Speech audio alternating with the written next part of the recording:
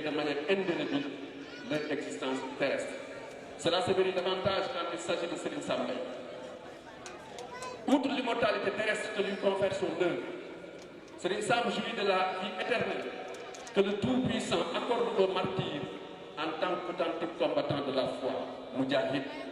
En effet, le Très-Haut n'a-t-il pas dit dans son Saint-Coran: ne pense point que ceux qui sont tombés pour la cause de Dieu sont morts.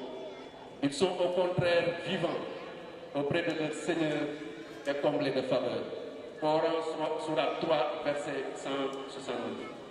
Cheikh Ahmad Bamba, à qui Serigne Sam voue une admiration connue de tous, avait répondu aux colonialistes qui l'avaient accusé de vouloir lever les armes contre eux.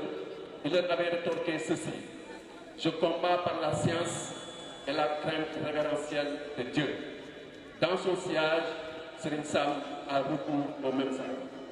Voilà ce que fait entre autres du fils de Mame Cheikh Ahmadou Kabir Mbaye, une figure intellectuelle et spirituelle majeure au Sénégal, reconnu comme un intellectuel organique, dont l'influence s'étend aujourd'hui encore, et en particulier chez les jeunes. Ses conférences et son enseignement ont positivement impacté sur la trajectoire religieuse de nombreux jeunes à travers le pays et à l'étranger.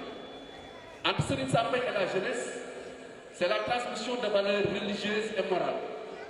Partout dans le monde, actuellement, on parle d'une jeunesse en crise.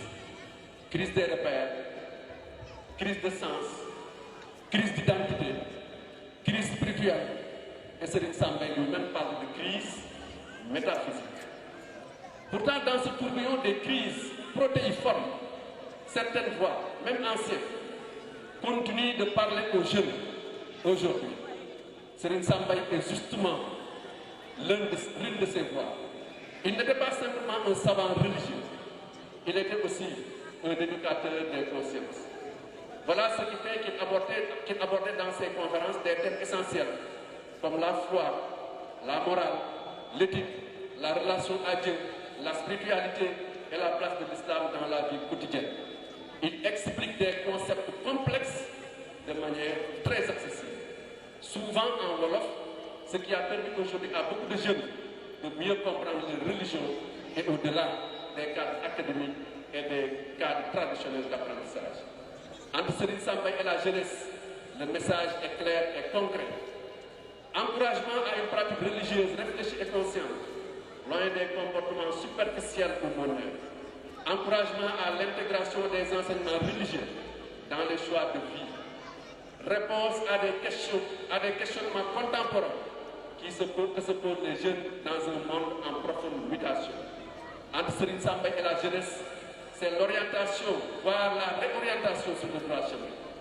De nombreux témoignages récents indiquent que des jeunes qui se sentaient perdus ou éloignés des valeurs spirituelles ont retrouvé un sens à leur vie en écoutant les conférences de Serigne Sam Mbaye. Ils décrivent des enseignements comme une source de réajustement moral et de retour à un mode de vie plus équilibré et plus conforme à leur croyance. L'une des raisons de cet impact est sa pédagogie. Il savait dialoguer avec les jeunes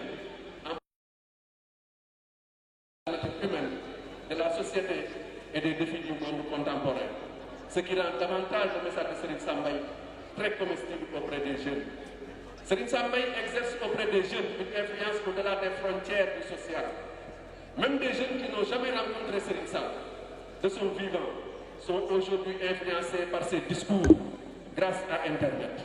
Cela montre que son impact ne se limite pas à sa génération, mais se transmet à travers les nouvelles technologies, renforçant ainsi l'engagement spirituel de nouvelles générations. Entre Serigne Sam Mbaye et la jeunesse, c'est la promotion du dialogue et de l'unité. Serigne Sam Mbaye faisait souvent la promotion de l'unité entre les musulmans des différentes confréries et du respect mutuel, ce qui est particulièrement important